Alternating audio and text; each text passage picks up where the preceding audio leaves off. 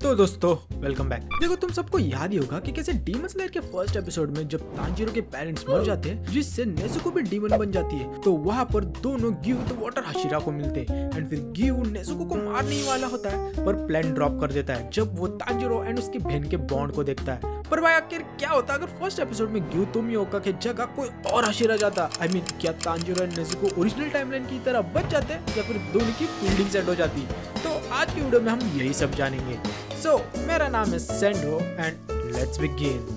तो सबसे पहले हम देखते हैं कि अगर फर्स्ट एपिसोड में ग्यू के जगह पाउटे ओबनाई जाता तो क्या होता। तो भाई बिल्कुल ओरिजिनल टाइमलाइन की तरह जैसे तांजीरो एंड नेजुको के बीच में थोड़ी फाइट हो रही होती है तभी ओबनाई इस चीज को देख लेगा एंड वो नेजुको को मारने जाएगा, पर तांजीरो कैसे तो भी करके नेजुको को बचा लेगा। जिसके बाद फिर तांजीरो ओबनाई को बताएगा कि ये डीमन उसकी बहन है और उसे ना मारे। पर भाई हम सबको पता है कि ओबनाई एक नंबर का पाउटिया एंड हरामी मानुस है जिसे कोई भी पसंद नहीं है अपार्ट फ्रॉम मेरी मित्सुरी, क्योंकि वह ओबनाई का पास्ट ही कुछ ऐसा रहा है जहाँ उसके खुद के पेरेंट्स ने उसे एक स्नेक डीमन के हवाले कर दिया था एज अ सैक्रिफाइस, जिसके कारण वो डीमन एंड सबको हेट करता है। तो भाई यहाँ पे भी बिना किसी चीज का वेट करे ओबनाई सेकंड में अपनी नेजुको चैन को मार देगा एंड फिर अगर तांजीरो भी ओबनाई से लड़ाई करने आएगा तो ओबनाई तांजीरो को भी नेजुको के पास भेज देगा। तो फिर भाई अपना एपिसोड 1 डीमन स्लेयर का लास्ट एपिसोड बन जाएगा, क्योंकि भाई अभी कोई सन ब्रीथिंग यूजर ही नहीं रहा जो कि आगे जाके मुजान को टक्कर दे सके। मतलब सारे डीमन स्लेयर की फील्डिंग सेट हो जाएगी एंड फिर सारे अपर मून ये गाना गाएंगे, जग में सब कहेंगे मर गया। वेल अब नेक्स्ट देखते हैं कि अगर इस बार ग्यू के जगह अपना फ्लेम हशीरा रेंगोकू सान जाता तो क्या होता। तो भाई ओरिजिनल टाइमलाइन की तरह रेंगोकू सान भी तांजीरो को बचाने का ट्राई करता बाय किलिंग नेजुको, पर फिर तांजीरो रेंगोकू को बताता कि कैसे वो उसकी बहन है एंड उसे ना मारे एंड वो सारी स्टोरी भी बताता, जिसे सुनकर रेंगोकू बोलेगा कि सॉरी बट मुझे तुम्हारी बहन को मारना ही पड़ेगा क्योंकि अब वो एक डीमन बन चुकी है। जिसके बाद रेंगोकू नेजुको को मारने ही वाला होगा, पर तांजीरो ओरिजिनल टाइमलाइन की तरह नेजुको को बचाने का ट्राई करेगा। जिसके बाद फिर रेंगोकू उसे बेहोश कर देगा एंड फिर इसे देखकर नेजुको तांजीरो को प्रोटेक्ट करने जाएगी एंड फिर इस चीज को रेंगोकू नोटिस करेगा एंड ये डिसाइड कर लेगा कि शायद उसे तांजीरो एंड उसकी बहन को एक चांस देना चाहिए, क्योंकि हम सबको पता है कि रेंगोकू खुद अपने छोटे भाई से कितना ज्यादा प्यार करता था। तो वो भी तांजीरो एंड नेजुको के इस प्यार को देखकर उन्हें छोड़ देगा एंड फिर मोस्ट लाइकली रेंगोकू तांजीरो को ट्रेन करेगा, जिससे भाई तांजीरो अपना फ्लेम ब्रीदिंग को इजीली मास्टर कर लेगा। आफ्टर ऑल भाई ये ब्रीदिंग सन ब्रीदिंग के बहुत ही ज्यादा क्लोजली रिलेटेड है एंड इसके कारण भाई तांजीरो को सन ब्रीदिंग के इन्फो के बारे में भी पता चल जाएगा। आफ्टर ऑल भाई ओरिजिनल टाइमलाइन में रेंगोकू के बाप के पास ही सन ब्रीदिंग की सारी इन्फॉर्मेशन थी, सो इसके कारण अपना तांजीरो सन ब्रीदिंग को फुल मास्टर कर लेगा एंड कुछ ही महीनों में इतना पावरफुल बन जाएगा कि मुगेन ट्रेन के वक्त वो आकाशा को भी अच्छी खासी टक्कर दे पाएगा एंड मोस्टली इस टाइमलाइन में अपना रेंगोकू भी मरने से बच जाएगा। जिसके बाद इन्फिनिटी कैसल में अपना रेंगोकू सान भी होगा एंड तांजीरो भी अपने फुल पोटेंशियल पे होगा। आफ्टर ऑल भाई इस बार तांजीरो ने सन ब्रीदिंग को मास्टर कर लिया है, जिसके कारण वो अब मुजान का नया डैडी बन जाएगा। तो भाई रेंगोकू जाता तो टाइमलाइन जरूर बढ़िया होती, पर भाई अगर अपना नेक्स्ट हाशिरा मिस्ट हाशिरा म्यूचिरो तोकुतो जाता तो क्या होता। तो भाई अगर म्यूचिरो फर्स्ट एपिसोड में तांजीरो को देखता तो वो तो भाई एक सेकंड में नेजुको को मार देता, जैसे हमने स्वॉर्डस्मिथ विलेज आर्क में देखा ही था। एंड भाई इसे देखकर ऑफकोर्स तांजीरो भी म्यूचिरो के ऊपर अटैक करेगा, और भाई हम सबको पता है कि म्यूचिरो के पास्ट के कारण वो अपने इमोशन को खो दिया है जब उसका भाई उसे बचाने के लिए डीमन के हाथों मर गया था। जिसके कारण म्यूचिरो तांजीरो को भी पेल देगा एंड उसे भी उधर के उधर ही मार देगा, क्योंकि तांजीरो अभी बहुत ही ज्यादा वीक है। पर देयर आर स्मॉल चांसेस कि अगर नेजुको तांजीरो को बचाती है एंड म्यूचिरो ये चीज को देख ले तो शायद से म्यूचिरो उन्हें नहीं मारेगा, पर भाई इसके चांसेस बहुत ही ज्यादा लो है एंड इन केस अगर बच भी जाए तो भी म्यूचिरो उन्हें कोई भी ट्रेनिंग नहीं देगा एंड तांजीरो एंड उसकी बहन को उसी हालत पे छोड़ देगा। जिसके बाद most likely Tanjiro and Nezuko आगे जाके किसी डीमन के हाथों मारे ही जाएंगे। सो भाई अब देखते हैं अगर इस बार गिव के जगह मेरी प्यारी मित्सुरी जाती तो क्या था। सो मित्सुरी जैसे ही नेजुको को देखती वो भी उसे मारने का ट्राई करती, पर तांजीरो कैसे तो भी नेजुको को बचा लेता। जिसके बाद फिर तांजीरो बोलता कि नेजुको उसकी बहन है एंड सब स्टोरी सुना था, जिसे सुनकर मित्सुरी फुल रोने लगती और सेंटी हो जाती। आफ्टर ऑल भाई हमने एनिमे में देखा ही है कि कैसे मित्सुरी नेजुको को अपनी एक छोटी बहन की तरह देखती है एंड उसका बहुत लाड भी करती है। तो भाई Mitsuri most likely Tanjiro and Nezuko को छोड़ देगी एंड फिर तांजीरो को ट्रेनिंग भी देगी, जिससे तांजीरो फुल लव ब्रीदिंग को सीखेगा। पर भाई लव ब्रीदिंग तांजीरो बिल्कुल भी सीख नहीं पाएगा, जो कि उसके natural breathing and fighting style से बिल्कुल अपोजिट है।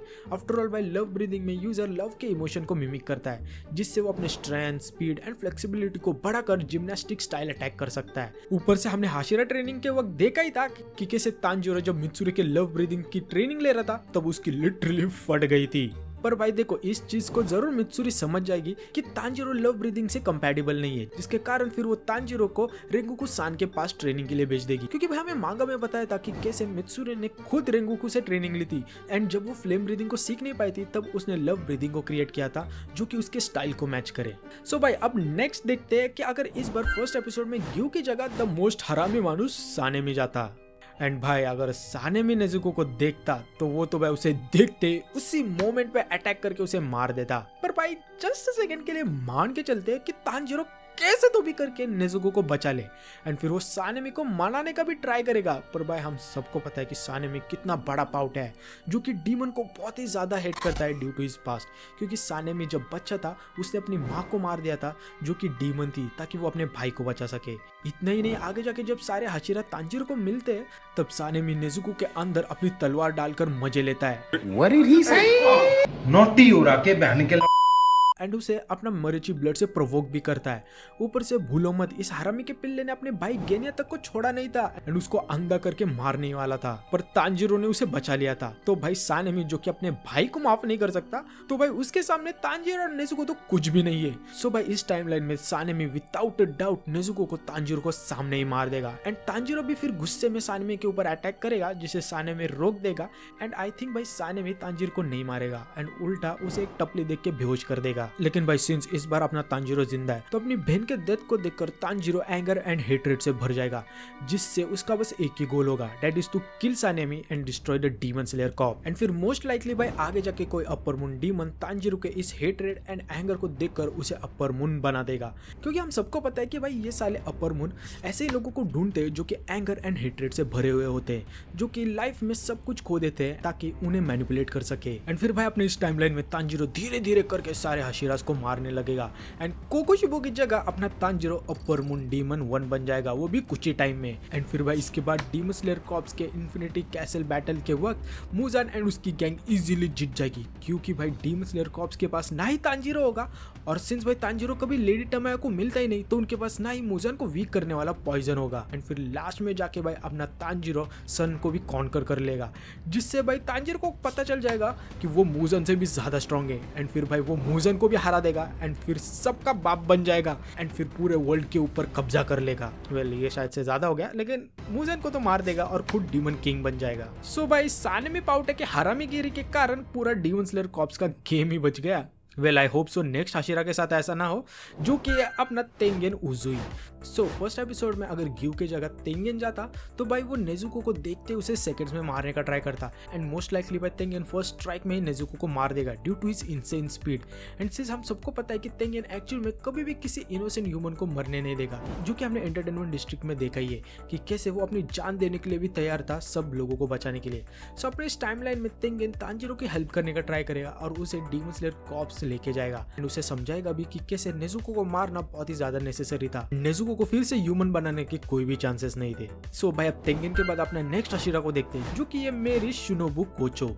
सो अगर शिनोबु फर्स्ट एपिसोड में ग्यू की जगह जाती तो तुम्हें क्या लग रहा होगा कि ये कुछ भी नहीं करेगी, पर लेट मी टेल यू भाई शिनोबु दिखती मतलब सीधी स्वीट एंड स्वामी टाइप की है, पर अंदर से एक नंबर की हरामी टाइप की है जो कि डीमन से बहुत ही ज्यादा हिट करती है।